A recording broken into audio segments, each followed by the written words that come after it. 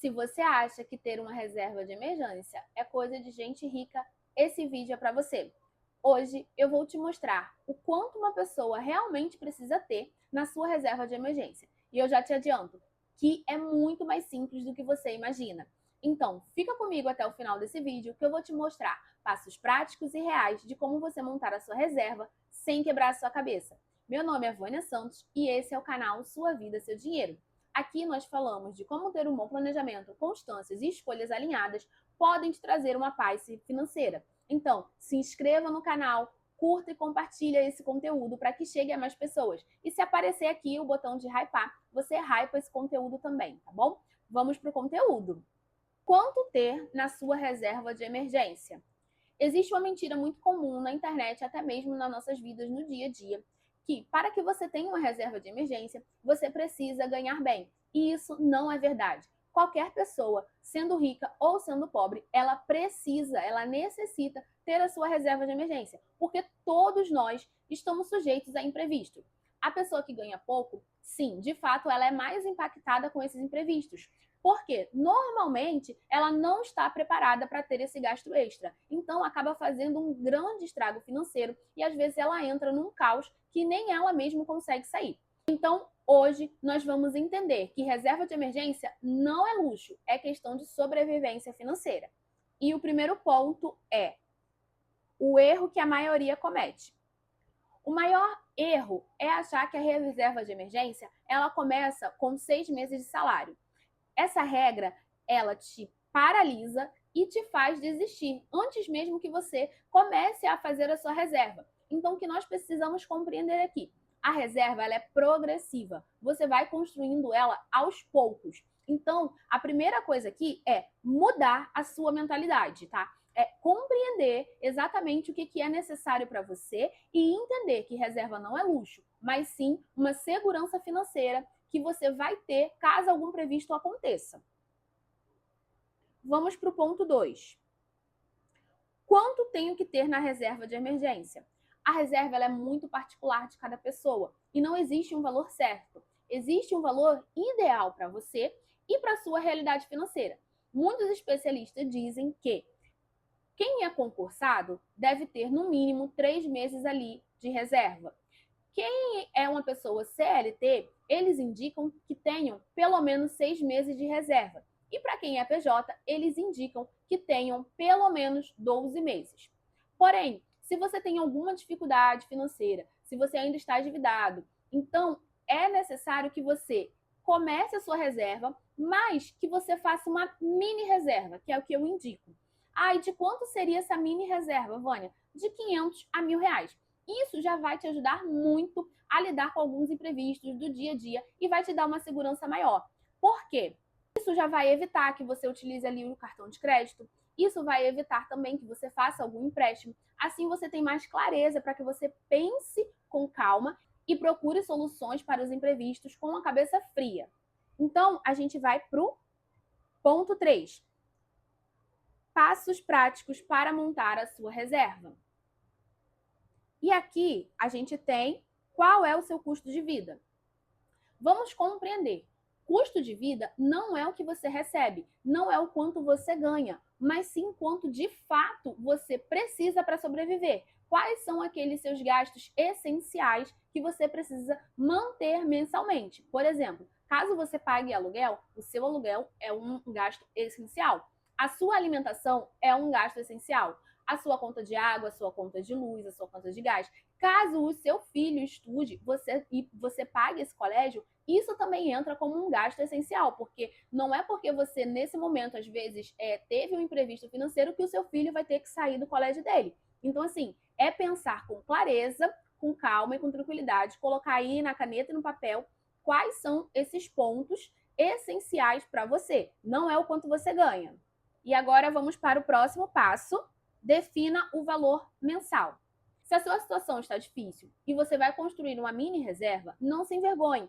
O importante aqui é que você comece guardando. Não importa se você vai começar guardando 10, 20, 30, 50 reais. O importante aqui é começar.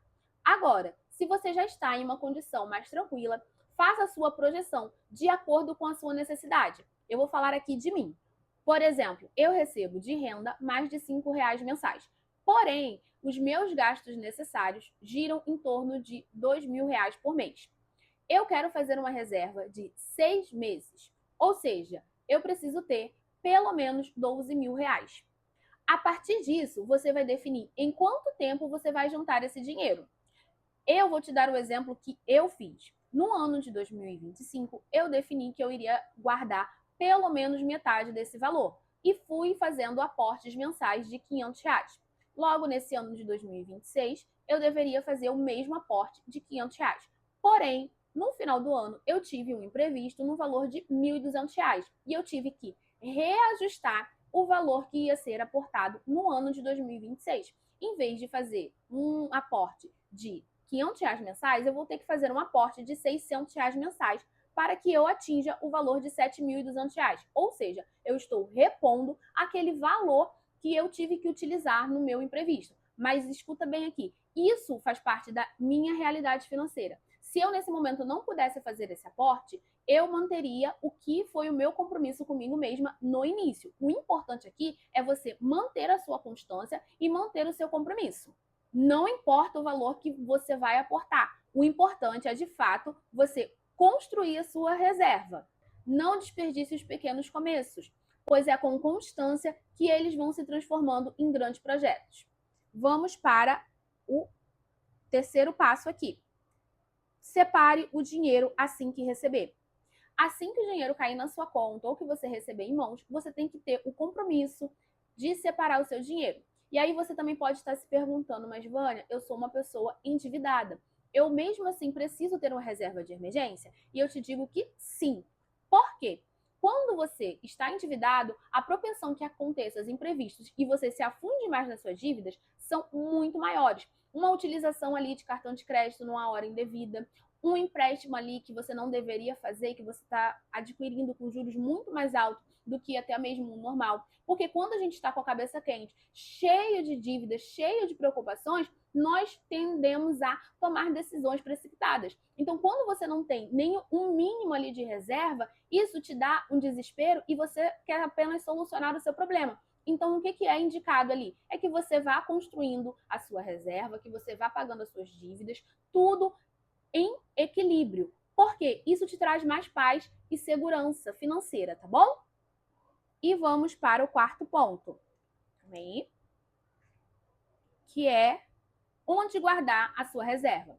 Muitos especialistas indicam o Tesouro Selic, os CDBs com liquidez diária. Porém, alguns deles esquecem de mencionar que esses resgates, mesmo que você solicite em finais de semana, você só consegue, de fato, ter o dinheiro na sua conta no primeiro dia útil. Então, por exemplo, se eu solicitar o resgate no sábado e a segunda-feira for um dia útil, eu só vou ter o dinheiro a partir da segunda-feira. Então, qual que é a minha sugestão? É que você deixe esse dinheiro em caixinhas ou em cofrinhos ou até mesmo em contas remuneradas, porque isso te dá um acesso imediato, ou seja, a qualquer momento, seja final de semana, seja noite, você consegue fazer esse resgate. E nós vamos para o quinto ponto. Erros que te impedem de ter a sua reserva de emergência. Um dos erros mais comuns é a pessoa esperar ganhar mais. Porque, mesmo que nós ganhemos mais, muitas das vezes nós aumentamos o nosso padrão de vida em vez de estar separando de fato aquele dinheiro ali para construir a nossa reserva. Segunda coisa, querer guardar muito de uma só vez.